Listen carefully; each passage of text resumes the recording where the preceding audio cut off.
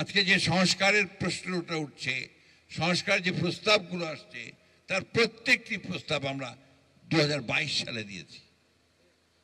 বন্ধুগণ, আমি সেই বিষয়গুলি তর্ক বিতর্ক করতে চাই না। আমার কতজন শহীদ হয়েছেন, আমার কতজন নিহত হয়েছেন, আমরা কত ত্যাগ স্বীকার করেছি, কারা কি কাজ করেছি, এই বিতর্কে আমি যেতে চাই না। কারণ ওটা আমার কাছে মনে হয় এটা খুব স্বার্থপরতার একটা ব্যাপার আছে। আমার দায়িত্ব হচ্ছে জাতিকে আমাকে উপরে তুলতে হবে। যে প্রাণগুলো গেছে, যারা জীবন দিয়েছে, তারা কিন্তু জীবন দিয়েছে, ঘোষণা করেই দিয়েছে যে আমরা এই ফ্যাসিস্টকে সরাবো, জাতিকে আমরা একটা স্বাধীন গণতান্ত্রিক রাষ্ট্রে পরিণত করতে চাই, তাই না? সেই জন্যে আমাদের লক্ষ্য একটাই, সেটা হচ্ছে যে আমরা একটা সত্যিকার অর্থে একটা উদারপন্থী গণতান্ত্রিক রাষ্ট্র নির্মাণ করতে চাই। আমরা নতুন বাংলাদেশ চাই, পরিবর্তন চাই।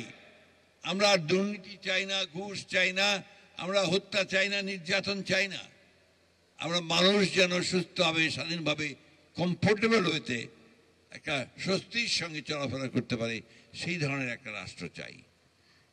আমরা অত্যন্ত আশান্বিত যে আমাদের চেয়ারম্যান জনাব তারেক রহমান, ভারপ্রাপ্ত চেয়ারম্যান জনাব তারেক রহমান সাহেব আমাদেরকে সেই লক্ষ্যে এগিয়ে নিয়ে যাচ্ছেন, এবং আশা করি আগামী দিনের যে নির্বাচন প্রতিশ্রুতিবদ্ধ হয়েছেন এই কেয়ারটেকার সরকার, যে 26-এর নির্বাচন হবে, সেই নির্বাচনের মধ্য দিয়ে আমরা জনগণের একটা সরকার তৈরি করতে পারবো, যে সরকার আমার এই শহীদদের তাদের মূল্যায়ন করবেন, তাদের মর্যাদা দেবেন, একই সঙ্গে যে জনতারা সংগ্রাম করেছেন বাংলাদেশে একটা গণতান্ত্রিক রাষ্ট্র প্রতিষ্ঠা করবার সব রকম ব্যবস্থা গ্রহণ করবেন।